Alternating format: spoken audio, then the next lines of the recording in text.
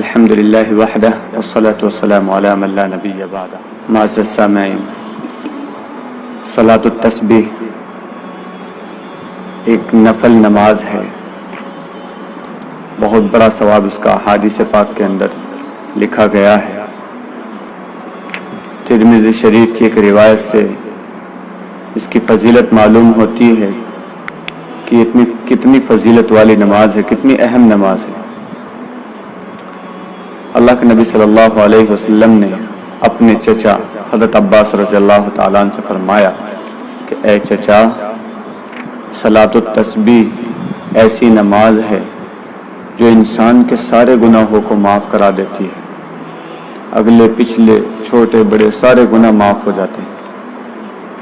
آپ اس نماز کو روزانہ پڑھ لیا کریں اگر ہو سکے تو، اگر روزانہ نہ پڑھ سکیں تو کم سے کم ہر ہفتے پڑھ لیا کریں، اگر یہ بھی نہ ہو سکے تو مہینے میں ایک بار پڑھ لیا کریں، اور یہ بھی نہ ہو سکے تو سال میں ایک دفعہ پڑھ لیا کریں، اور اگر یہ بھی نہ ہو سکے تو زندگی میں کم سے کم ایک دفعہ ضرور پڑھ لیں اس نماز کو۔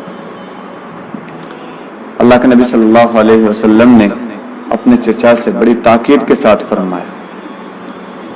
علامہ شامی رحمۃ اللہ علیہ تو یہ فرماتے ہیں کہ اس قدر فضیلت معلوم ہونے کے بعد بھی اگر کوئی شخص اس نماز کو نہیں پڑھتا ہے تو سمجھ لو وہ دین کی قدر ہی نہیں کرتا ہے، اس کو دین کی قدر معلوم نہیں۔ حضرت عباس رضی اللہ تعالیٰ عنہ سے معلوم کیا گیا کہ اس کی کوئی خاص صورت بھی آپ کو معلوم ہے، کیا پڑھی جائے اس نماز کے اندر، کون سی صورتیں پڑھی جائیں؟ تو حضرت عباس رضی اللہ تعالیٰ عنہ نے فرمایا کہ ہاں، الہاکم التکاثر والعصر قل یا ایھا الکافرون اور قل واللہ احد۔ اس کی طریقہ کیا ہے اس کے پڑھنے کا؟ سب سے پہلے ہم نیت کریں، اور پھر اس کے بعد ہم نیت باندھنے کے بعد اس کے بعد ہم ثنا پڑھیں۔ ثنا پڑھنے کے بعد ہم 15 دفعہ سبحان اللہ والحمد للہ ولا الہ الا اللہ واللہ اکبر یہ کلمہ پڑھیں 15 دفعہ۔ اس کے بعد ہم الحمد شریف پڑھیں، اور اس کے بعد کوئی صورت ملائے، یعنی الہاکم التکاثر یاد ہو وہ پڑھ لیں پہلی رکعت۔ پھر اس کے بعد ہم رکوع میں جانے سے پہلے 10 دفعہ پڑھیں سبحان اللہ والحمد للہ ولا الہ الا اللہ واللہ اکبر یہاں تک۔ پھر اس کے بعد ہم رکوع کے اندر چلے جائیں، اور رکوع میں جانے کے بعد رکوع کی جو تسبیح ہے اس کو پڑھیں۔ رکوع کی تسبیح 3 مرتبہ پڑھنے کے بعد پھر ہم 10 مرتبہ ان کلمات کو پڑھیں۔ اس طریقے سے یہ اب تک یہاں پر 15 قرات سے پہلے الحمد سے پہلے، اور 10 مرتبہ رکوع سے پہلے 25، اور 10 مرتبہ رکوع میں 35 ہو گئے یہاں تک۔ پھر اس کے بعد ہم سجدے میں جائیں، سجدے میں 10 مرتبہ پڑھیں۔ سجدے کی تسبیح جو ہے سبحان ربی الاعلیٰ اس کو پڑھنے کے بعد ہم اس کو پڑھیں 10 مرتبہ۔ پھر سجدے سے اٹھ کر بیٹھ جائیں، پھر 10 مرتبہ پڑھیں، اور پھر دوسرے سجدے میں جائیں، سجدے کی تسبیح پڑھیں سبحان ربی الاعلیٰ، اور پھر اس کے بعد ہم یہ تسبیح پڑھیں سبحان اللہ والحمد للہ ولا الہ الا اللہ واللہ اکبر۔